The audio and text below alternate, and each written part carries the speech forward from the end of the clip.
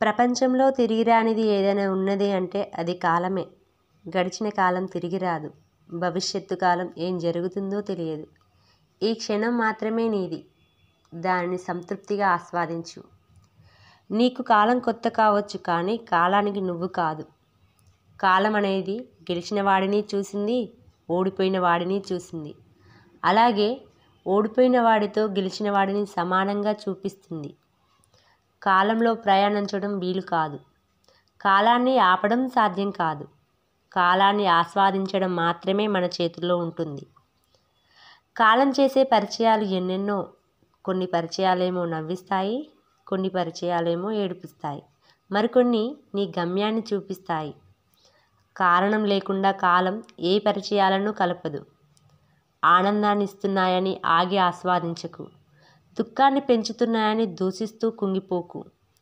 నువ్వు అన్నింటినీ ఒకేలా స్వీకరిస్తూ ముందుకు సాగు. ఎవరిని ఎప్పుడు అందనం ఎక్కిస్తుందో, ఎవరిని అంధకారంలోకి నెట్టేస్తుందో ఒక కాలానికే తెలుసు. కాలం వెనక్కి తిరిగి రాదని తెలిసి కూడా తిరిగి వస్తే ఎంత బాగుండో అని కలలు కంటాం. అదే దాని ప్రత్యేకత. కాలానికి నువ్వు రెస్పెక్ట్ ఇస్తే నీకు ఏం కావాలో అంతకన్నా ఎక్కువిస్తుంది. కాలానికి నీలో ఉన్న ఈగోను చూపిస్తే నిన్ను తనలో ఉన్న శూన్యంలోకి తోసేస్తుంది. కాలం చాలా విలువైనది. చేయి జారిపోయాక బాధపడే బదులు చేతిలో ఉన్నప్పుడే వినియోగించుకోవడం మేలు.